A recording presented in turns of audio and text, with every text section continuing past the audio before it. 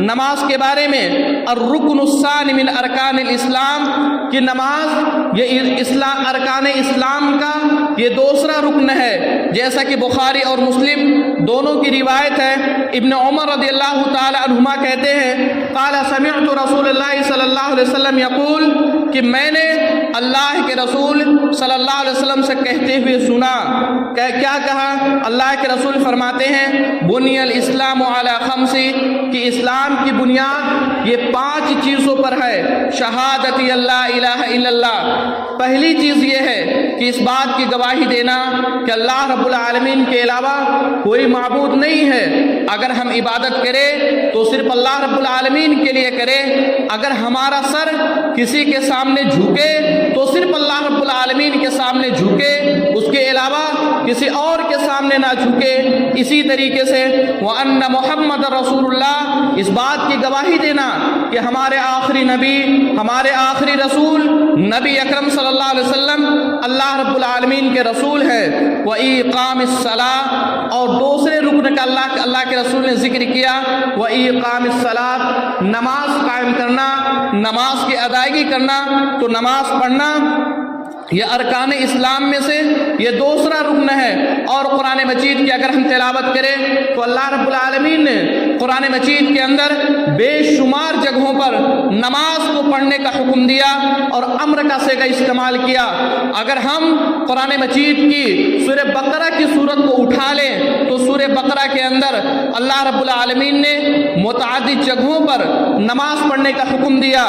ہم دیکھیں سورہ بقرہ کے اندر اللہ رب العالمین نے فرمایا وَأَقِيمُوا الصَّلَاةَ وَآتُوا الزَّكَاةَ وَمَا تُقَدِّمُوا لِأَنفُسِكُم مِّنْ خَيْرٍ تَجِدُوهُ عِندَ اللَّهِ إِنَّ اللَّهَ بِمَا تَعْمَلُونَ بَصِيرٌ۔ اللہ رب العالمین نے فرمایا کہ اے لوگو نماز پڑھو، نماز کی ادائیگی کرو، زکوٰۃ دو۔ اسی طریقے سے آپ نے فرمایا کہ جو کچھ تم اپنے لیے کرو گے قیامت کے دن اس کا بدلہ پا جاؤ گے۔ اسی طریقے سے سورہ بقرہ کی دوسری آیت کے اندر اللہ رب العالمین نے فرمایا یا ایھا الذین آمنوا استعینوا بالصبر والصلاۃ ان اللہ مع الصابرین۔ اللہ رب العالمین نے فرمایا کہ اے وہ لوگ جو لوگ ایمان لے آئے، استعینوا بالصبر والصلاۃ، تم لوگ صبر کے ذریعے سے اور نماز کے ذریعے سے اللہ رب العالمین سے مدد طلب کرو۔ ان اللہ مع الصابرین، بے شک اللہ رب العالمین صبر کرنے والوں کے ساتھ ہے۔ تو اگر ہم صبر کریں گے، نماز کی ادائیگی کریں گے تو ایسی صورت میں اللہ رب العالمین ہمارے ساتھ ہوگا، اللہ رب العالمین ہماری مدد کرے گا۔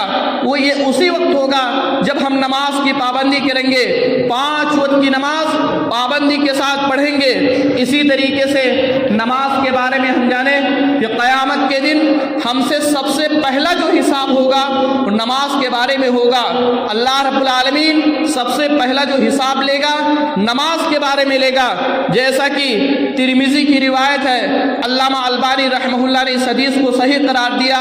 ابو ہریرہ رضی اللہ تعالیٰ عنہ اس حدیث کی روایت کرتے ہیں، کہتے ہیں کہ اللہ کے رسول نے فرمایا، آپ نے فرمایا اول ما یحاسب به العبد یوم القیامت یحاسب بصلاتہ۔ آپ نے فرمایا کہ قیامت کے دن بندے سے سب سے پہلا جو سوال کیا جائے گا وہ نماز کے بارے میں سوال کیا جائے گا۔ فَإِن صَلُحَتْ فَقَدْ أَفْلَحَ، اور جس شخص سے نماز کے بارے میں سوال کیا گیا اگر نماز کا جواب دے سکا، نماز میں کامیاب ہو گیا، فَقَدْ أَفْلَحَ، تو تمام کی تمام چیزوں میں کامیاب ہو جائے گا۔ وَأَنجَحَ، اور کامیاب ہو جائے گا۔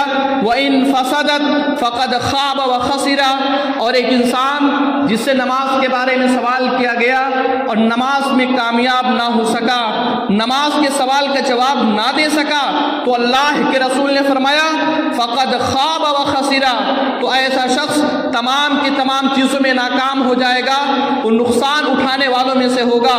یہ ہمارے اوپر ہے، ہم خود فیصلہ کریں کیا ہم چاہتے ہیں کہ قیامت کے دن ہم تمام کی تمام چیزوں میں کامیاب ہوں۔ اگر ہم یہ چاہتے ہیں تو نماز کی پابندی کرے، نماز کو ادا کرے، 5 وقت کی نماز پابندی کے ساتھ پڑھے۔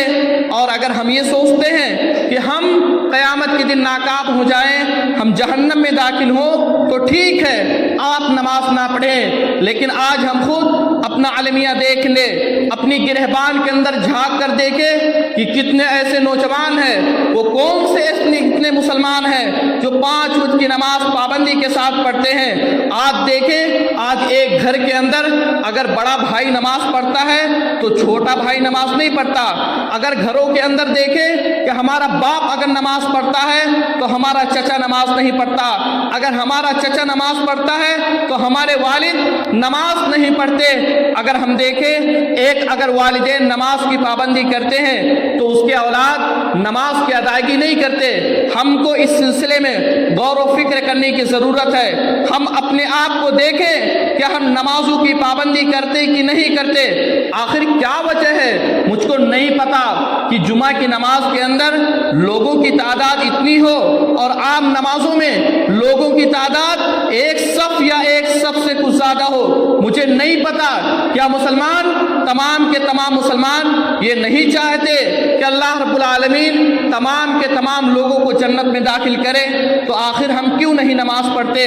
हमको इस सिलसिले में गौर व फिक्र करने की ज़रूरत है। अगर हम चाहते हैं कि हम कामयाब हो जाएं तो हम नमाजों की पाबंदी करें, नमाज को ना छोड़े, नमाज को सबसे अफजल रखें। इसी तरीके से हम देखें, नमाज के बारे में देखें कि अस्सलातु वसीयतु रसूलिल्लाह सल्लल्लाहु अलैहि वसल्लम अल अखीरतु लि उम्मतिही, कि जब हमारे आखिरी नबी अकरम सल्लल्लाहु अलैहि वसल्लम दुनिया से जा रहे थे, अल्लाह रब्बुल आलमीन के प्यारे हो रहे थे, तो उस वक्त सबसे आखिरी वसीयत अपनी उम्मत को करते हैं। तो आपने फरमाया, जैसा कि अली बिन अबी तालिब रज़ियल्लाहु ताला अन्हु कहते हैं कि आपने उस लम्हे में फरमाया, काना आखिरु कलामी नबी सल्लल्लाहु अलैहि वसल्लम अस्सलातु व मा मलकत अयमानुकुम।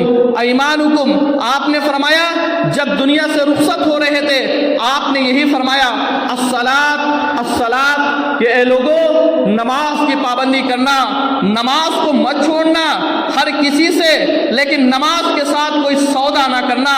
नमाज ये तुम्हारी जड़ है, ये तुम्हारी मजबूती है। अगर तुम नमाज पढ़ोगे तो ऐसी सूरत में तुम कामयाब होगे।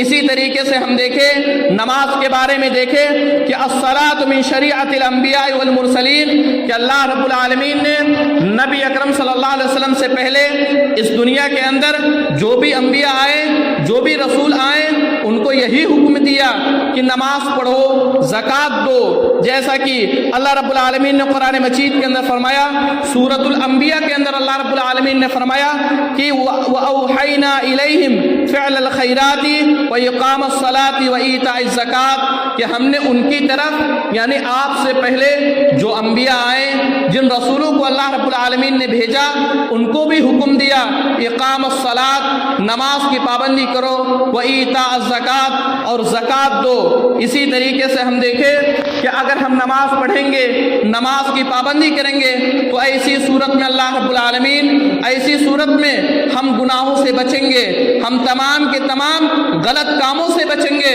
जैसा कि अल्लाह रब्बुल आलमीन ने खुद कुरान करीम में फरमाया कि इन्नस्सलात तन्हा अनिल फहशाई वल मुनकर, कि अगर तुम नमाज की पाबंदी करोगे तो ऐसी सूरत में तुम गलत चीज़ों से बचोगे, फहशा और गलत उमूर से बचोगे। लेकिन कब बचोगे?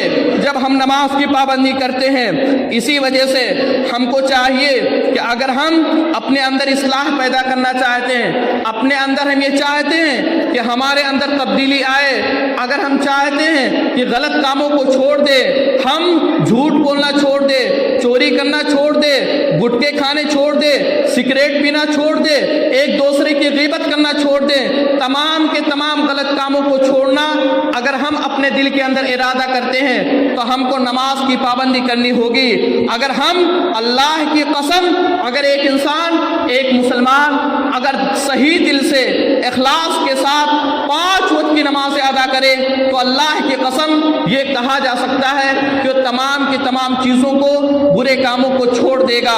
इसी तरीके से हम देख लें कि नमाज पढ़ना, नमाज की पाबंदी करना, ये हमारे दिल के लिए राहत है। अगर हम नमाज पढ़ेंगे तो हमारे दिल को राहत और सुकून पहुँचेगा। खुद देखे, अबू दाऊद की हदीस है, बिलाल रज़ियल्लाहु ताला अन्हु कहते हैं कि अल्लाह के नबी सल्लल्लाहु अलैहि वसल्लम ने मुझसे फरमाया, आपने कहा قم یا بلال فارحنا بالصلاۃ. آپ صلی اللہ علیہ وسلم نے بلال رضی اللہ تعالیٰ عنہ سے کہتے ہیں اے بلال ایسا کرو مجھ کو نماز کے ذریعے سے راحت پہنچاؤ، سکون پہنچاؤ. تو اگر ہم نماز پڑھیں گے تو ہم کو سکون ملے گا. آج انسان بہت پیسے والا ہوتا ہے، اس کی بڑی بڑی دکانیں چلتی ہیں، ہر انسان بہت پیسے ہوتے ہیں، گاڑیاں ہوتی ہیں، لیکن اس کے باوجود یہ شکوہ ہوتا ہے، یہ شکایتیں کی جاتی ہے کہ ہماری زندگی کے اندر سکون نہیں ہے، ہماری زندگی کے اندر راحت نہیں ہے. اور آج خود دیکھیں کہ ایک انسان جس کے پاس کچھ نہیں ہوتا، صرف کھانے کے لیے تھوڑا سا غلہ ہوتا، پینے کے لیے ہوتا، اتنا پیسہ ہوتا جس سے کہ زندگی گزار سکے، لیکن 5 وقت کی نمازیں ادا کرتا. لیکن اگر آپ اس سے کبھی ملے تو وہ اللہ رب العالمین کا شکریہ ادا کرے گا. وہ کہے گا کہ اللہ رب العالمین کا شکر ہے کہ میں بہت اچھے سے زندگی گزار رہا ہوں. تو نماز پڑھنا یہ ہمارے دل کو راحت اور سکون پہنچاتا ہے. اگر ہم بھی چاہتے ہیں کہ ہمارے دل کو دنیا کے اندر ہم کو راحت ملے، سکون ملے، تو ایسی صورت میں ہم نمازوں کی پابندی کریں، نماز کو نہ چھوڑیں. اور اگر ہم نے نماز کو چھوڑ دیا تو کچھ بھی کر لیں، کتنا پیسہ کما لیں، کچھ بھی کر لیں، لیکن ہم کو راحت اور سکون نہیں مل سکتا. اسی طریقے سے ہم دیکھیں نماز پڑھنے کے فوائد کیا ہے، نماز پڑھنے کے فائدے کیا ہے. نماز پڑھتے ہیں اگر ہم تو اس کا سب سے بڑا فائدہ یہ ہے کفارۃ للذنوب، کہ اللہ رب العالمین ہمارے گناہوں کو مٹا دے گا، اللہ رب العالمین ہمارے گناہوں کو معاف کر دے گا. ہر انسان خطا کار اور گنہگار ہے، ہر انسان سے غلطیاں ہوتی ہے. ایک انسان اگر یہ دعویٰ کرے کہ مجھ سے غلطی نہیں ہوتی، میں ایسے انسان کو اس دنیا کا سب سے بڑا کذاب انسان سمجھتا ہوں. غلطیاں ہوتی ہیں، لیکن غلطی ہونے کے باوجود اگر ہم نماز کو پڑھیں گے، نماز کی پابندی کریں گے، تو اللہ رب العالمین ہمارے گناہوں کو مٹا دے گا. جیسا کہ اللہ کے رسول نے فرمایا، صحیح مسلم کی روایت ہے، ابو ہریرہ رضی اللہ تعالیٰ عنہ کہتے ہیں کہ اللہ کے رسول نے فرمایا، آپ نے فرمایا الصلوات الخمس والجمعۃ الی الجمعۃ کفارۃ لما بینہن، کہ اللہ کے رسول نے فرمایا 5 نمازیں، ایک نماز دوسرے نماز تک، اس کے مابین جو بھی صغیرہ گناہ ہوتے ہیں اللہ رب العالمین ان کو معاف کر دیتا ہے. اسی طریقے سے والجمعۃ الی الجمعۃ، اگر ہم نے ایک جمعہ کی نماز ادا کر لی تو دوسرے جمعہ کی اگر نماز ادا کرتے ہیں تو ان کے مابین جو صغیرہ گناہ ہوتے ہیں اللہ رب العالمین ان کو معاف کر دیتا ہے. اسی طریقے سے اگر ہم نماز پڑھیں گے، نماز کی پابندی کریں گے، تو ہم اس بات کو جانیں کہ قیامت کے دن اللہ رب العالمین ہم کو ہمارے آخری نبی صلی اللہ علیہ وسلم کے ساتھ جنت میں رکھے گا. جیسا کہ صحیح مسلم کی روایت ہے، ربیعہ بن کعب رضی اللہ تعالیٰ عنہ کہتے ہیں کنت ابیت مع رسول اللہ صلی اللہ علیہ وسلم، کہ میں اللہ کے رسول صلی اللہ علیہ وسلم کے پاس تھا، ان کے ساتھ رہ کر کے میں کچھ دن گزار رہا تھا. فاتیتہ بوضوئہ وحاجتہ، اس کے بعد فرماتے ہیں کہ میں نبی اکرم صلی اللہ علیہ وسلم کے وضو کا پانی لے کر آتا ہوں تو اللہ کے رسول نے فرمایا سل، کہ اے ربیعہ بن کعب جو تم کو کچھ سوال کرنا ہے مجھ سے کر لو. فقلت اسألک مرافقتک فی الجنہ، تو ربیعہ بن کعب رضی اللہ تعالیٰ عنہ اللہ کے نبی صلی اللہ علیہ وسلم سے سوال کرتے ہیں کہ میں اس چیز کا سوال کرتا ہوں کہ قیامت کے دن آپ کے ساتھ میں جنت میں رہوں. تو اللہ کے رسول نے فرمایا، آپ نے فرمایا بکثرت السجود، زیادہ سے زیادہ سجدہ کرنے سے. اگر ہم نمازوں کی پابندی کریں گے، اگر ہم سجدے کریں گے، زیادہ سے زیادہ سجدے کریں گے، تو اللہ رب العالمین قیامت کے دن نبی اکرم صلی اللہ علیہ وسلم کے ساتھ جنت میں ہم کو رکھے گا. اسی طریقے سے اگر ہم نماز پڑھیں گے تو اللہ رب العالمین کا وعدہ ہے کہ ایک مسلمان اگر نماز پڑھے، 5 وقت کی نماز پڑھے، تو اللہ رب العالمین نے اس چیز کا وعدہ لیا ہے کہ ایسے انسان کو اللہ رب العالمین قیامت کے دن جنت میں داخل کرے گا. جیسا کہ ابو داؤد کی حدیث ہے کہ اللہ کے رسول نے فرمایا، آپ نے فرمایا من جاء بہن لم یضیع شیئا کان لہ عند اللہ عہد ان یدخلہ الجنہ، کہ ابو داؤد کی حدیث ہے، اللہ کے رسول نے فرمایا، آپ نے فرمایا کہ جس شخص نے 5 نمازوں میں سے کسی ایک بھی نماز کو ضائع نہیں کیا۔ تو ایسی صورت میں جب قیامت کے دن آئے گا تو اللہ رب العالمین کا وعدہ ہے کہ ایسے انسان کو اللہ رب العالمین جنت میں داخل کرے گا۔ تو اگر ہم چاہتے ہیں کہ ہم جنت میں جائیں، اگر ہم چاہتے ہیں کہ قیامت کے دن جنت میں ہم اللہ کے نبی صلی اللہ علیہ وسلم کے ساتھ رہے، اگر ہم چاہتے ہیں کہ ہمارے دل کو سکون اور راحت ملے تو ہم نمازوں کی پابندی کریں، نماز کو نہ چھوڑیں۔ اگر ہم چاہتے ہیں کہ رب کائنات ہم کو جہنم سے بچا لے، عذاب قبر سے بچا لے، تو ایسی صورت میں ہم نمازوں کی پابندی کریں، نماز کو نہ چھوڑیں۔ اسی طریقے سے ہم دیکھیں نماز کے شروط کیا ہے، نماز پڑھنے کے شرط کیا ہے۔ نماز کے شروط میں سے پہلا شرط یہ ہے دخول الوقت، کہ ہم نماز کو پڑھیں تو اس کے وقت پر پڑھیں۔ اگر ظہر کی نماز ہے تو ظہر کے وقت میں پڑھیں، عصر کی نماز ہے تو ہم اس کے وقت میں پڑھیں۔ ہم بنا وقت کے نماز ادا نہیں کر سکتے، جیسا کہ اللہ رب العالمین نے سورۃ نساء کے اندر فرمایا، آپ نے فرمایا ان الصلاۃ کانت علی المؤمنین کتابا موقوتا، کہ نماز کو اس کے مقررہ وقتوں پر فرض کی گئی ہے۔ جو نماز جس کا وقت ہے اسی وقت میں ہم اس کو نماز پڑھیں۔ اسی طریقے سے نماز کے بارے میں دوسری چیز یہ ہے کہ النیہ، کہ ہم نیت کریں۔ جو بھی نماز پڑھنے جائیں ہمارے دل کے اندر نیت ہو تبھی وہ نماز قابل قبول ہے۔ اگر ہم نیت نہیں کرتے تو نماز قابل قبول نہیں ہے۔ نیت کا مفہوم یہ نہیں ہوتا کہ ہم بلند آواز سے اپنا نام لے، فلاں کا نام لے، اپنے شہر کا نام لے اور کہے کہ میں ظہر کی نماز کی نیت کر رہا ہوں۔ زبان سے نیت کا کوئی تعلق نہیں ہے۔ نیت کا اگر تعلق ہے تو دل سے ہے، تو ہم دل کے اندر جو بھی نماز پڑھنے کے لیے جائیں تو اس کی نیت کریں۔ اسی طریقے سے اس کے شروط میں سے تیسرا شرط یہ ہے استقبال القبلہ، ہم قبلے کی طرف ہو کر نماز پڑھیں، یعنی مسجد حرم کی طرف ہو کر نماز پڑھیں۔ اگر ایک انسان قبلے کی طرف رخ کر کے نماز نہیں پڑھتا تو اس کی نماز نہیں ہوگی۔ خود اللہ تعالیٰ نے اس کا حکم قرآن مجید کے اندر دیا، آپ نے فرمایا فَوَلِّ وَجْهَكَ شَطْرَ الْمَسْجِدِ الْحَرَامِ، آپ نے فرمایا کہ اپنے چہرے کو پھیر لو مسجد حرام کی طرف، مسجد حرم کی طرف، لہٰذا ہمارا قبلہ مسجد حرم ہے۔ ہم جو بھی نماز ادا کریں قبلے کی طرف ہو کر نماز ادا کریں۔ اسی طریقے سے نماز کے شروط میں سے ایک شرط یہ بھی ہے الطہارۃ، کہ ہم پاکی اختیار کریں، ناپاکی ہو کر ناپاکی کی حالت میں، یا ہمارا جسم یا ہمارا کپڑا اگر ناپاک ہے تو ایسی صورت میں ہم نماز ادا نہیں کر سکتے۔ اور نماز کے شروط میں سے اسی طریقے سے الوضو، کہ ہم جب نماز پڑھنے کے لیے جائیں تو وضو کر کے جائیں۔ اگر وضو کریں گے تبھی ایسی صورت میں نماز قابل قبول ہوا کرے گی۔ خود اللہ تعالیٰ نے قرآن مجید کے اندر فرمایا، آپ نے فرمایا یا ایھا الذین آمنوا اذا قمتم الی الصلاۃ فاغسلوا وجوہکم، آپ نے فرمایا اے وہ لوگ جو لوگ ایمان لے آئے، جب تم لوگ نماز پڑھنے کے لیے جاؤ، نماز کا ارادہ کرو تو ایسی صورت میں فاغسلوا وجوہکم، تم اپنے چہرے کو دھل لو، یعنی وضو کر لو۔ تو نماز کے شروط میں سے وضو کرنا ایک بنیادی شرط ہے، لہٰذا اگر ہم وضو کریں گے تبھی ایسی صورت میں ہمارے لیے نماز قابل قبول ہوا کرے گی۔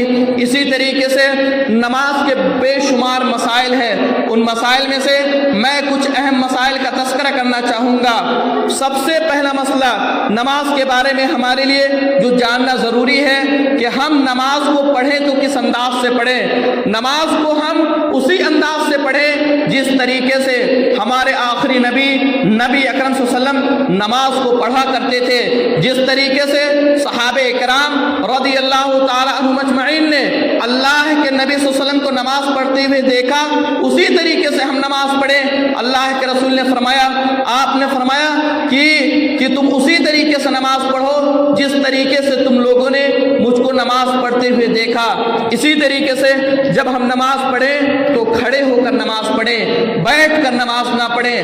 اگر ہم کھڑے ہو کر نماز نہیں پڑھ سکتے تو ایسی صورت میں ہم بیٹھ کر نماز پڑھ سکتے ہیں، جیسا کہ اللہ کے رسول نے فرمایا، آپ نے فرمایا صلی، آپ نے امر کا صیغہ استعمال کیا، اور امر کا صیغہ ہم اس بات کو جانیں کہ وجوب پر دلالت کرتا ہے کہ کھڑے ہو کر نماز پڑھنا واجب اور ضروری ہے، تو آپ نے فرمایا صلی قائماً کہ تم لوگ نماز پڑھو تو کھڑے ہو کر نماز پڑھو، فَإِن لَّمْ تَسْتَطِعْ فَقَاعِدًا، اور اگر تم لوگ کھڑے ہو کر نماز نہیں پڑھ سکتے تو ایسی صورت میں بیٹھ کر نماز پڑھو۔ لیکن ایک انسان اٹھے کھڑے ہونے کی استطاعت رکھتا ہے، اس کے باوجود اگر نماز بیٹھ کر پڑھتا ہے تو نماز کے آداب میں سے نہیں ہے۔ یا اسی طریقے سے جمعہ کے آداب میں سے ایک بنیادی ادب یہ ہے کہ جب ہم جمعہ کو سنیں، خطبہ سنیں تو بیٹھ کر سنیں۔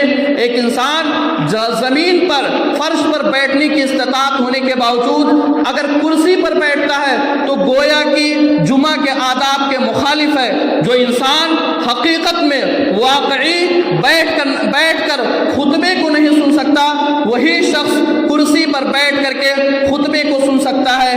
اسی طریقے سے نماز کے بارے میں ہم جانیں کہ جہاں ہم اپنے آپ کو نماز پڑھیں، نماز کی پابندی کریں، جہاں ہم 5 وقت کی نماز پڑھیں، ہماری یہ بھی ذمہ داری ہے کہ ہم اپنے اولاد کو، والدین کی ذمہ داری ہے کہ اپنے اولاد کو بھی نماز پڑھنے کا حکم دے، اپنی بیوی کو نماز پڑھنے کا حکم دے، اپنے ماں باپ کو نماز پڑھنے کا حکم دے، اپنے بھائیوں کو، اپنے بہنوں کو بھی نماز پڑھنے کا حکم دے۔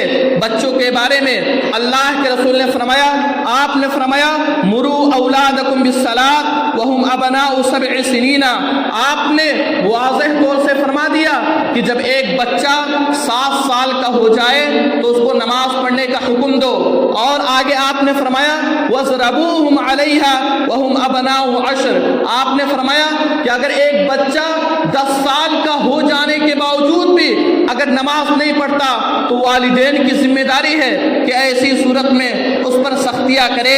اگر مارنے کی ضرورت پڑے تو ہم مار بھی سکتے ہیں، اور بعض علماء کرام نے تو یہاں تک فرمایا کہ ایک انسان اگر بلوغت کی عمر کو پہنچنے کے باوجود بھی نماز کو نہیں پڑھتا تو ایسی صورت میں ماں باپ کو چاہیے کہ گھر سے اس کو نکال کر کے کہیں اور پھینک دے، اپنے گھر کے اندر رہنے کی اجازت نہ دے، اس کے سامنے رکھا جائے کہ یہ گھر ایک مسلمان کا گھر ہے، اس کے سامنے رکھا جائے اگر اس گھر کے اندر رہنا ہے تو آپ کو نماز کی پابندی کرنی ہوگی، بنا نماز کے ہمارے گھر کے اندر رہنے کی اجازت نہیں ہے۔ اور ہم دیکھیں اللہ رب العالمین، اللہ کے رسول نے فرمایا، آپ نے فرمایا کلکم راع وکلکم مسئول عن رعیہ، کہ ہر ذمہ دار سے اس کے ذمہ داری کے بارے میں قیامت کے دن اللہ رب العالمین سوال کرے گا۔ ماں باپ ہیں، اس کے اولاد ہیں، اولاد کے ذمہ دار ماں باپ ہیں۔ اگر آج اولاد نمازوں کی پابندی نہیں کرتے تو قیامت کے دن اللہ رب العالمین ماں باپ کے گرہبان کو پکڑے گا اور پوچھے گا کہ تمہاری اولاد، تمہارے بچے نماز کیوں نہیں پڑھتے تھے؟ اور ممکن ہے، ہو بھی سکتا ہے کہ اللہ رب العالمین اس کی وجہ سے ہم کو جہنم میں داخل کر دے۔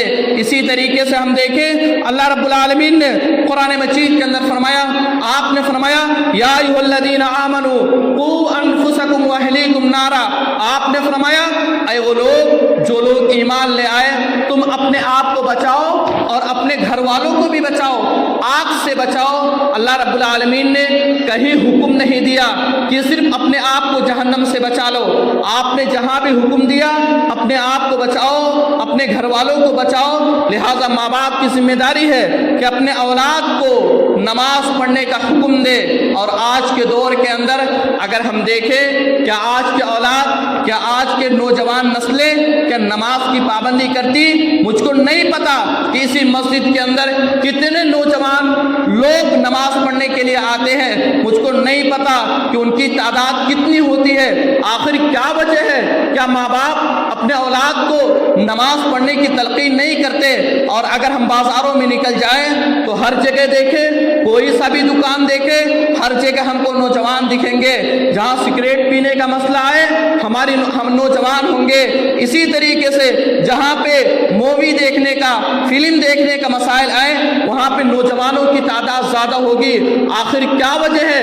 کیا ماں باپ اپنے اولاد کو نماز پڑھنے کا حکم نہیں دیتے؟ ماں باپ کی ذمہ داری ہے کہ اپنے اولاد کو बचपन ही से मस्जिद के अंदर लेकर आए, एक छोटा बच्चा हो तभी से मस्जिद के अंदर लाया जाए। और बाज़ ममालिक के अंदर ऐसे मसाजिद मौजूद है जहाँ पे नमाज पढ़ने के साथ साथ एक कॉर्नर पर वहाँ पे बच्चों के खेलने के सामान मुहैया किए जाते हैं, ताकि बच्चा मस्जिद के अंदर आए, मस्जिद के अंदर खेले कूदे।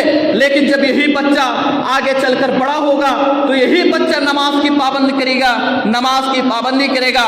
लिहाजा एक छोटा बच्चा हो तभी हम उसको मस्जिद में लाने की कोशिश करें। 7 साल का हो जाए उसको हुक्म दे, 10 साल का हो जाए उसके बावजूद अगर मस्जिद के अंदर नहीं आता तो हम उस पर कार्रवाई करें। इसी तरीके से नमाज के मसाइल में एक बुनियादी मसाला जिसको हमारे लिए जानना ज़रूरी है, रफ़उल यदैन, कि दोनों हाथों को उठाना। रफ़ कहते हैं उठाना, यदैन कहते हैं दोनों हाथ, यानी दोनों हाथ को हटाना। इस सिलसिले में हमारा इस्लाम क्या कहता है? बाज़ लोग कहते हैं, कोई कुछ कहता है। आइए हम देखते हैं किताब और सुन्नत के बारे में इस सिलसिले में क्या हुक्म है। सही बुखारी की रिवायत है, जो कि बुखारी वो किताब है जिस पर हम ये समझते हैं कि कुरान मजीद के अलावा इस दुनिया के अंदर, इस कायनात के अंदर अगर कोई सबसे मोतबर किताब है, अगर कोई साफ और शफाफ किताब है तो कुरान मजीद के अलावा सही बुखारी की किताब है। उस सही बुखारी के अंदर अल्लाह के रसूल ने फरमाया, नाफे एक ताबई है, ये रिवायत करते हैं कि अन्ना इब्न उमर, कि बेशक इब्न उमर यानी अब्दुल्ला बिन उमर रदियल्लाहु ताला अन्हु, काना इदा दखला फिस सलात, जब नमाज के लिए आते थे, नमाज पढ़ते थे, कब्बरा रफ़ा यदैहि, तो नमाज में जब दाखिल होते हैं सबसे पहले तकबीर कहते हैं और तकबीर कहने के बाद अपने दोनों हाथों को उठाते हैं। व इदा रकअ रफ़ा यदैहि, और जब रुकू के लिए जाते हैं तो अपने दोनों हाथों को उठाते हैं। व इदा क़ाल समी अल्लाहु लिमन हमिदा, और जब कहते हैं समी अल्लाहु लिमन हमिदा तो उस वक्त वो भी रफ़ा यदैहि अपने दोनों हाथों को उठाते हैं। व इदा क़ाम मिन रकअतैनि रफ़ा यदैहि, और जब 2 रकात यानी तहय्यात के बाद उठते हैं तो भी अपने दोनों हाथों को उठाते हैं। अगर इस हदीस के अंदर हम देखें तो इस हदीस के अंदर 4 जगहों का तस्करा किया गया जहाँ पे दोनों हाथों को उठाना साबित है। पहली जगह पहली तकबीर पर, जब हम पहली तकबीर कहें तो दोनों हाथों को उठाएं। रुकू के वक्त जब रुकू में जाएं तो भी दोनों हाथों को उठाएं। रुकू से जब उठने के बाद हम दोनों हाथों को उठाएं। और इसी तरीके से तहय्यात के बाद जब 2 रकात नमाज पढ़ते हैं, जब बैठते हैं तो उस वक्त जब हम उठते हैं तो उस वक्त दोनों हाथों को उठाएं। तो 4 जगहों पर सही बुखारी की रिवायत के मुताबिक, सही सनद के मुताबिक 4 जगहों पर हाथों को उठाना सही और दुरुस्त है। इसी तरीके से हम हाथों को उठाएं तो कहाँ तक उठाएं? नमाज अगर हम पढ़ते हैं अपने दोनों हाथों को उठाते हैं तो कहाँ तक उठाएं? इस सिलसिले में हमारा इस्लाम क्या कहता है, आइए हम देखते हैं। अगर हम अपने दोनों हाथों को उठाते हैं तो 2 जगह पर उठा सकते हैं, अपने कानों तक उठा सकते हैं और कंधों तक उठा सकते हैं। दोनों जगहों में अगर हम कहीं भी उठाते हैं तो ये चीज़ सही और दुरुस्त है। इसकी दलील क्या है? हम देखें, सही बुखारी और मुस्लिम दोनों की रिवायत है। मालिक बिन हुवैरिस रिवायत करते हैं कि अन्ना रसूलुल्लाह सल्लल्लाहु अलैहि वसल्लम, कि बेशक अल्लाह के रसूल सल्लल्लाहु अलैहि वसल्लम, कान इदा कब्बरा, कि जब आप तकबीर कहते हैं, रफ़ा यदैहि, आपने अपने दोनों हाथों को उठाया, हत्ता युहाज़िया बिहिमा उज़ुनैहि, और आप सल्लल्लाहु अलैहि वसल्लम ने अपने दोनों हाथों को अपने कानों तक लेकर जाते हैं। तो इस हदीस से पता चला कानों तक हाथ को उठाना ये चीज़ सही और दुरुस्त है। और इसी तरीके से इब्न उमर रज़ियल्लाहु ताला अन्हु कहते हैं, फरमाते हैं कि रफ़ा यदैहि, कि आप सल्लल्लाहु अलैहि वसल्लम ने एक मरतबा अपने हाथ को उठाया, हत्ता तकूना हस्व मनकिबैहि, यहाँ तक कि आपने अपने कंधों तक हाथ को उठाया।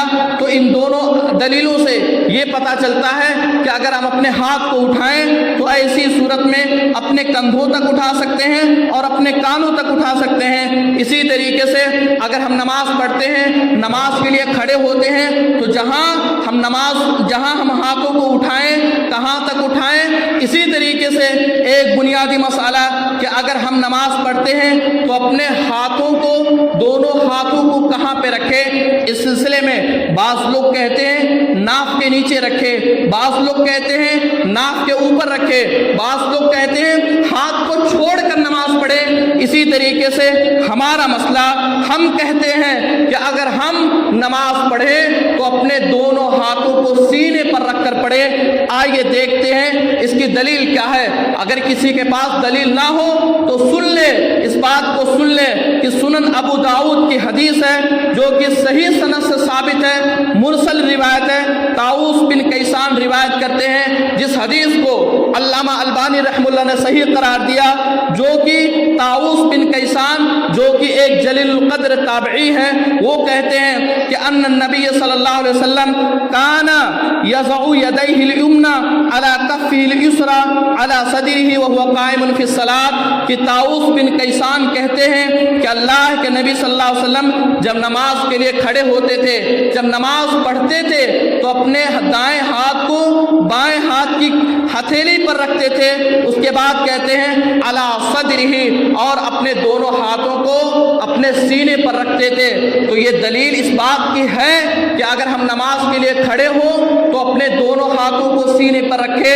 اب مجھے نہیں پتا کہ جو لوگ کہتے ہیں کہ ناپ کے نیچے رکھے، ناپ سے اوپر رکھے، مجھ کو نہیں پتا، میں اس سلسلے کو، اس مسئلے کو یہاں پہ نہیں چھیڑنا چاہتا، لیکن صحیح اور درست یہی ہے کہ ہم اپنے ہاتھ کو، دونوں ہاتھ کو نماز کے لیے کھڑے ہوں تو سینے پر رکھ کر کھڑے ہوں۔ اسی طریقے سے نماز کے بارے میں ہم جانیں کہ اگر ہم نماز پڑھیں گے تو اللہ رب العالمین ہم کو جنت میں داخل کرے گا، لیکن اگر ہم نماز کو چھوڑتے ہیں، جو لوگ نماز کی پابندی نہیں کرتے، نماز نہیں پڑھتے، ان کے بارے میں ہمارا اسلام کیا کہتا ہے۔ ایسے لوگ سن لے جو نماز کی پابندی نہیں کرتے، جو صلاۃ فجر میں حاضر نہیں ہوتے، جو عصر کی نماز میں حاضر نہیں ہوتے، مغرب کی نماز میں نہیں حاضر ہوتے، صرف اور صرف جمعہ کی نماز میں آ کر کے اپنے چہرے کو لوگوں کے سامنے نمایاں کر کے یہ ثابت کرتے ہیں کہ ہم بھی مومن ہیں، ہم بھی مسلمان ہیں۔ میں اس چیز کو نہیں مانتا کہ ایک انسان صرف آئے، جمعہ کی نماز میں آئے، اپنے چہرے کو لوگوں کو دکھا دے اور اپنے آپ کو مسلمان کہے۔ میں نہیں مانتا، جس کو ماننا ہے مان لے، لیکن ہمارا دل اس بات پر قائل نہیں ہے کہ ایک انسان جو 5 وقت کی نماز نہ پڑھے ہم اس کو مومن کہے، ہم اس کو مسلمان کہے، ہم اس کو حقیقی مسلمان کہے۔ آئیے ہم دیکھتے ہیں نماز کو چھوڑنے والے کے بارے میں ہمارا اسلام کیا کہتا ہے۔ سب سے پہلی چیز الفارق بین المسلم والکفر، کہ اسلام اور کفر کے مابین اگر کسی چیز کا فرق ہے تو نماز کا فرق ہے۔ جیسا کہ مسلم کی روایت ہے، جابر رضی اللہ تعالیٰ عنہ کہتے ہیں کہ ان النبی صلی اللہ علیہ وسلم قال بین الرجل وبین الشرک والکفر ترک الصلاۃ، کہ جابر رضی اللہ تعالیٰ عنہ کہتے ہیں کہ ایمان اور کفر کے درمیان اگر کسی چیز کا فاصلہ ہے تو نماز کا فاصلہ ہے۔ ایک مسلمان اگر نماز پڑھتا ہے تو حقیقی مسلمان، اگر ایک نماز نہیں پڑھتا تو حقیقی مسلمان نہیں ہو سکتا۔ اسی طریقے سے ہم دیکھیں کہ نماز پڑھنا، اگر ہم نماز کو ادا نہیں کریں گے تو ایسی صورت میں اللہ رب العالمین نے ان کے بارے میں فرمایا، سورہ توبہ کے اندر آپ نے فرمایا کہ فَإِن تَابُوا وَأَقَامُوا الصَّلَاةَ وَآتَوُا الزَّكَاةَ فَإِخْوَانُكُمْ فِي الدِّينِ۔ اللہ رب العالمین نے قرآن مجید کے اندر واضح طور سے فرما دیا کہ اگر یہ لوگ توبہ کر لے، نماز کی ادائیگی کرے، زکوٰۃ دے، تو ایسی صورت میں یہ تمہارے دینی بھائی ہیں، اور اگر نماز نہیں پڑھتے تو تمہارے دینی بھائی نہیں ہو سکتے۔ تو اگر ہم کہتے ہیں، اپنے آپ کو یہ ثبوت دیتے ہیں کہ ہم بھی آپ کے بھائی ہیں، دینی بھائی ہیں، تو نمازوں کو پڑھنی پڑے گی، نماز کی ادائیگی کرنی پڑے گی۔ اسی طریقے سے ہم دیکھیں قیامت کے دن جو لوگ نماز کی پابندی نہیں کرتے، نماز نہیں پڑھتے، وہ لوگ سنیں، کان کھول کر سنیں، ان کے بارے میں اللہ رب العالمین نے قرآن مجید کے اندر کیا فرمایا کہ جب جنتی جہنم سے سوال کریں گے، کیا سوال کریں گے؟ ما سلککم فی سقر قالوا لم نک من المصلین۔ جنتی لوگ جہنمی سے سلام کریں گے، وہ کون سی چیز ہے جو تم کو جہنم میں لے آئی ہے، کیوں جہنم کے اندر آ گئے ہیں؟ تو جہنمی کہیں گے لم نک من المصلین، ہم دنیا کے اندر نماز نہیں پڑھتے تھے، نماز کی پابندی نہیں کرتے تھے۔ تو اگر ہم چاہتے ہیں کہ رب کائنات قیامت کے دن ہم کو جہنم میں نہ داخل کرے تو ہم نمازوں کی پابندی کریں، نماز کو نہ چھوڑیں۔ اسی طریقے سے جو لوگ نماز نہیں پڑھتے اس بات کو جان لے کہ قیامت کے دن اللہ رب العالمین ایسے انسان کو نقصان اٹھانے والوں میں سے رکھے گا، جیسا کہ ترمذی کی روایت ہے، اللہ کے رسول نے فرمایا، آپ نے فرمایا کہ وَإِن فَسَدَتْ فَقَدْ خَابَ وَخَسِرَ، کہ جب نماز کے بارے میں سوال کیا جائے گا اور نماز کے سوال کا جواب نہ دے سکا تو قیامت کے دن وہ انسان نقصان اٹھانے والوں میں سے ہوگا، یعنی اللہ رب العالمین اس کو جہنم کے اندر داخل کرے گا۔ اسی طریقے سے ہم دیکھیں نماز کے بارے میں دیکھیں صحابی کرام رضی اللہ تعالی عنہ مجمعین کیا کہتے تھے۔ ابن عمر رضی اللہ تعالی عنہ، عمر بن خطاب رضی اللہ تعالی عنہ نے تو یہاں تک فرما دیا جو لوگ نماز نہیں پڑھتے ان کے بارے میں فرمایا لا حظ فی الاسلام لمن ترک الصلاۃ، کہ جو لوگ نماز کی پابندی نہیں کرتے، نماز نہیں پڑھتے، ایسے انسان کا اسلام سے کوئی وابستہ نہیں ہے، اسلام سے کوئی تعلق نہیں ہے۔ اسی طریقے سے ابن عباس رضی اللہ تعالیٰ عنہ کہتے ہیں، فرماتے ہیں من ترک الصلاۃ فقد کفر، کہ جس شخص نے نماز کو چھوڑ دیا، نماز کی پابندی نہیں کی تو گویا کہ ایسا انسان مسلمان نہیں ہے، ایسا انسان کافر انسان ہے۔ اسی طریقے سے ہم دیکھ لیں کہ ایک انسان اگر نماز کی پابندی نہیں کرے گا اللہ رب العالمین دنیا کے اندر اس کی زندگی کو تنگ کر دے گا، وہ دنیا کے اندر رہے گا لیکن پریشان ہوگا، ہمیشہ شکوہ اور شکایت کرے گا۔ خود قرآن کریم میں اللہ رب العالمین نے فرمایا، آپ نے فرمایا وَمَنْ أَعْرَضَ عَنْ ذِكْرِي فَإِنَّ لَهُ مَعِيشَةً ضَنكًا، اللہ رب العالمین نے فرمایا کہ جس شخص نے میرے ذکر سے اعراض کیا، نمازوں کی پابندی نہیں کیا تو اللہ رب العالمین نے کھلے عام فرما دیا کہ ہم اس کی زندگی کو، دنیا کی بھی زندگی کو اور آخرت کی زندگی اس کے لیے تنگ کر دیں گے۔ ہم دنیا کے اندر ہم کو سکون اور راحت نہیں ملے گا۔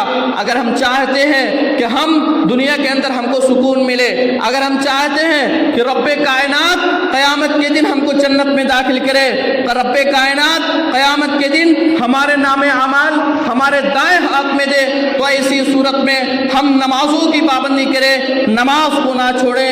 اسی طریقے سے نماز کے بے شمار اقسام ہے، نماز کے قسموں میں سے ایک قسم یہ بھی ہے الصلوات النافلہ، نوافل، نفلی نماز، سنت کی نماز۔ اس سلسلے میں ہم دیکھیں اب تک ہم نے جو سنا وہ فرض نماز کے بارے میں سنا، نفلی نماز کے بارے میں اس کا کیا حکم ہے۔ ایک انسان فرض نماز سے پہلے نفلی نماز پڑھتا ہے یا فرض نماز کے بعد کچھ نفلی نماز پڑھنے کا حکم ہے جو کہ اللہ کے نبی صلی اللہ علیہ وسلم پڑھا کرتے تھے، اس کو پڑھنے کا کیا فائدہ ہے؟ اس کو پڑھنے کا سب سے بڑا فائدہ یہ ہے کہ قیامت کے دن اللہ رب العالمین فرشتوں سے کہے گا کہ میرے بندے کے اندر دیکھو، نماز کے بارے میں دیکھو، اگر نماز کا مسئلہ حل ہو گیا تو ٹھیک ہے، اگر حل نہیں ہوا تو اللہ رب العالمین حکم دے گا، فرشتوں سے کہے گا کہ اس کی سنتوں کے بارے میں دیکھو کہ اگر اس نے سنت کی نماز پڑھی ہے تو اس نماز سے کہ فرض کی نماز کمپلیٹ کر دی جائے، مکمل کر دی جائے، تو نماز پڑھنے کا بنیادی فائدہ ہے۔ نفلی نماز کی پابندی اگر ہم کریں گے تو ایسی صورت میں اللہ رب العالمین کسب الحسنات، ہماری نیکیوں کو بڑھا دے گا، ہم کو بے شمار اجر دے گا۔ اسی طریقے سے محو الذنوب والسیئات، اللہ رب العالمین ہمارے گناہوں کو مٹا دے گا، سیئات چھوٹے چھوٹے تمام کے تمام گناہوں کو مٹا دے گا۔ رفع المنزلۃ فی الدنیا والآخرہ، اسی طریقے سے اگر ہم فرض سنت کی نماز پڑھیں گے تو اللہ رب العالمین دنیا کے اندر بھی اور آخرت کے اندر بھی ہماری منزل کو بلند کرے گا۔ قیامت کے دن جنت میں اللہ رب العالمین ہمارے مقام و مرتبہ کو بلند کرے گا۔ تو نفلی نماز کے بارے میں ہے، لہذا ضرورت ہے جہاں پہ ہم فرض نماز پڑھے سنت کا بھی خیال کرے، سنت مؤکدہ کا بھی خیال کرے، کیونکہ ایک انسان اگر ہمیشہ سنت کی نماز کو چھوڑتا ہے تو ہمیشہ چھوڑنے کی بنیاد پر بھی وہ انسان کبیرہ گناہوں میں سے ہو جائے گا اور قیامت کے دن اللہ رب العالمین اس کا محاسبہ کر لے گا۔ اسی طریقے سے نماز کی قسموں میں سے ایک بنیادی قسم صلاۃ الجمعہ، جمعہ کی نماز۔ جمعہ کا دن وہ دن ہے، وہ مبارک دن ہے جس دن آدم علیہ السلام کو پیدا کیا گیا۔ جمعہ کا دن وہ دن ہے جس دن آدم علیہ السلام کو اس دنیا کے اندر بھیجا گیا۔ جمعہ کا دن ایک ایسا دن ہے جس دن آدم علیہ السلام دنیا سے رخصت ہوئے، اور جمعہ ہی کا دن وہ دن ہے جس دن قیامت آئے گی۔ جمعہ کے دن کے بارے میں آتا ہے کہ انسان کو چھوڑ کر کے اس دنیا کے اندر جو بھی مخلوقات ہیں، چاہے چرند ہو یا پرند ہو، تمام کے تمام لوگ اللہ رب العالمین سے پناہ طلب کرتے ہیں کہیں ایسا نہ ہو کہ آج ہی کا دن قیامت کا دن ہو جائے۔ تو ایسی صورت میں جمعہ کا دن، جمعہ کی نماز کے بارے میں ہم دیکھیں کہ اللہ رب العالمین نے جمعہ کی نماز کے بارے میں کیا حکم دیتا ہے۔ سورۃ الجمعہ کے اندر اللہ رب العالمین نے فرمایا، آپ نے فرمایا یا ایھا الذین آمنوا اذا نودی للصلاۃ من یوم الجمعہ فاسعوا الی ذکر اللہ وذروا البیع ذلکم خیر لکم ان کنتم تعلمون۔ اللہ رب العالمین نے فرمایا کہ جب جمعہ کی نماز کے لیے آواز دے دی جائے تو ایسی صورت میں تم لوگ اللہ رب العالمین کے لیے، اللہ رب العالمین کے ذکر کے لیے نکل چلو، یعنی جمعہ کی نماز پڑھنے کے لیے چلو۔ وذروا البیع، اور آپ نے حکم دیا کہ کاروبار کو چھوڑ دیا جائے، تجارت کو چھوڑ دیا جائے۔ اگر جمعہ کی اذان ہو گئی ہے تو اگر ہم تجارت پہ ہیں اس کے باوجود ہم تجارت کو چھوڑ دے، لیکن آج دیکھیں جمعہ کیا، جب اذان ہوتی ہے، جمعہ کی اذان ہوتی ہے، ایک خطبہ دینے والا اگر خطبہ دینا شروع کر دیتا ہے اس کے باوجود بھی بعد میں لوگ آنا شروع کرتے ہیں۔ مجھ کو نہیں پتا آخر کیا وجہ ہے، کیا مسلمان ایمان میں اتنا کمزور ہے؟ کیا ایک مسلمان کتاب و سنت پر عمل کرنے کے مطابق میں اتنا کمزور ہے کہ وہ آدھا گھنٹہ 15 منٹ پہلے مسجد کے اندر حاضری نہیں دے سکتا؟ کیا مسلمان اتنا کمزور ہے کہ اللہ رب العالمین کے لیے ایک گھنٹہ نہیں نکال سکتا؟ آج کے دور کے اندر اگر شادی کی دعوت دی جائے، ولیمے کی دعوت دی جائے تو ہم ٹائم سے پہلے پہنچ جائیں گے۔ آج کے دور کے اندر اگر اسکولوں پر ہمارے جہاں پہ اولاد پڑھتے ہیں، اگر اسکولوں سے آ جائے کہ آپ کے پیرنٹ، آپ کے والد کو آنا ضروری ہے تو والد اسی ٹائم پر پہنچے گا، لیکن ہم نماز کے لیے، جمعہ کی نماز کے لیے وقت پر نہیں آ سکتے۔ کیا وجہ ہے؟ اللہ رب العالمین تو یہاں تک فرماتا ہے کہ جمعہ کے لیے انسان کو چاہیے کہ کاروبار کو چھوڑ دے، اور اللہ کی قسم جو لوگ جمعہ کی نماز میں جمعہ کی اذان ہو جانے کے باوجود بھی کاروبار کرتے ہیں، ایسے کاروبار کو اللہ رب العالمین کبھی بھی برکت نہیں دے گا، ہمیشہ ناکام ہوگا ایسا کاروبار۔ لہذا جب جمعہ کا دن آئے تو ہم کاروبار کو چھوڑ دیں اور مسجدوں کی طرف رجوع کریں، مسجد میں جمعہ کی نماز پڑھنے کے لیے آئے۔ آخر میں اللہ رب العالمین سے دعا ہے کہ رب کائنات ہم نے جو باتیں سنی ہیں تو ہمیں اس پر عمل کرنے کی توفیق عطا فرما۔ رب کریم ہمیں اس بات کی توفیق عطا فرما کہ ہم نمازوں کی پابندی کریں، 5 وقت کی نمازوں کی پابندی کریں۔ رب کریم ہمیں اس بات کی توفیق عطا فرما کہ ہم میں سے جو بھی مسلمان بھائی یا میں خود ہی اگر ہم سے جو بھی نمازیں چھوٹ چکی ہیں، اللہ رب العالمین ہم اس سے معافی طلب کرتے ہیں، اور تمام کے تمام لوگ یہ عہد کرے، یہ وعدہ کرے کہ انشاءاللہ ہم آج سے 5 وقت کی نمازوں کی پابندی کریں گے۔ رب کریم ہمیں اس بات کی توفیق عطا فرما، رب کریم ہمیں اس بات کی توفیق عطا فرما کہ ہم سنت کی نماز کوئی بھی پابندی کرے۔ رب کریم ہمیں اس بات کی توفیق عطا فرما کہ جب جمعہ کا دن ہو تو ہم ٹائم سے پہلے پہنچے تاکہ ہم بھی زیادہ سے زیادہ اجر و ثواب کو کما سکے۔ رب کریم جب تک ہم جب تک اسلام پر جیے اور جب ہمارا خاتمہ ہو تو ایمان پر، آمین۔ وآخر دعوانا الحمدللہ رب العالمین۔